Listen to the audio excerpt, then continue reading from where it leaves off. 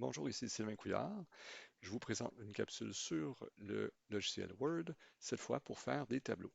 Donc, je pars depuis le dernier travail qu'on a fait ensemble et je vais m'ajouter cette fois-ci juste un saut de page.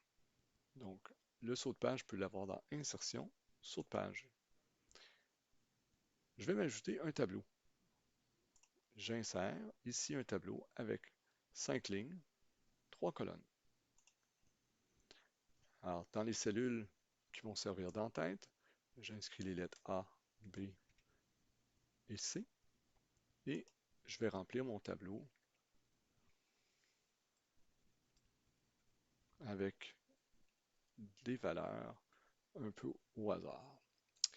J'aimerais que mon tableau comporte des entêtes et pour vraiment identifier ces entêtes, je vais sélectionner les cellules de et je vais aller dans le menu Accueil. Avec la petite chaudière du paragraphe, je vais ajouter un petit vert pâle et voilà, j'ai un tableau. Celui-ci n'est pas tout à fait formaté. Donc, j'aimerais ajouter aussi un retour de charge avant le tableau. Donc, je vais prendre mon tableau complet avec le symbole qu'on voit ici. Je vais le couper, CTRL X. Je m'ajoute un retour de charge et je vais le remettre. Je trouve que ça a plus de bon sens étant donné mon en-tête. Alors, j'aimerais m'ajouter maintenant une colonne à droite. Alors, si je passe ma souris, alors je vais grossir un petit peu pour qu'on voit seulement le tableau. Alors, si je passe ma souris, je peux voir un petit plus apparaître. Je clique sur le plus et ça garde le même format. Donc, j'ajoute D, 13, 14, 15 et 16. Maintenant, j'aimerais que ma colonne C soit plus grande que les autres. Je peux prendre la ligne une fois que mon curseur présente deux lignes verticales noires et deux petites flèches. Et je pourrais également l'élargir dans l'autre sens. Après mûre réflexion, j'aimerais que toutes mes colonnes soient de la même dimension, sauf que mon tableau est beaucoup trop large. Alors, je peux prendre la dernière ligne à droite, rétrécir la largeur de mon tableau complet, sélectionner mon tableau, et maintenant je vais aller dans la mise en page de ce tableau. Donc j'ai encore une fois des menus contextuels ici. Je suis dans la mise en page, et dans taille des cellules, donc un des groupes ici, j'ai l'option de uniformiser les colonnes. J'ai également la possibilité, on ne le voit pas très bien présentement, mais de, de- de sélectionner là où va être le texte dans mon tableau.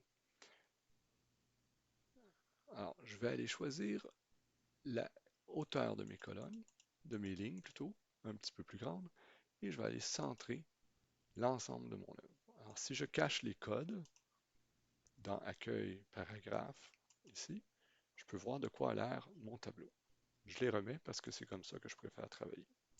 Alors, je resélectionne mon tableau au complet et dans Paragraphe, je vais aller le centrer sur ma page.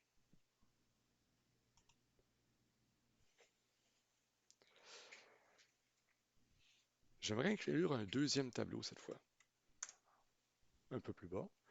Alors, Insertion, Tableau, et je vais me choisir un tableau rapide. Il y en a toutes sortes. Celui-ci ferait peut-être l'affaire. Et de cette façon, j'ai un tableau qui est formaté, qui est peut-être plus près de ce que je cherche à avoir, et ça va être moins long le formater.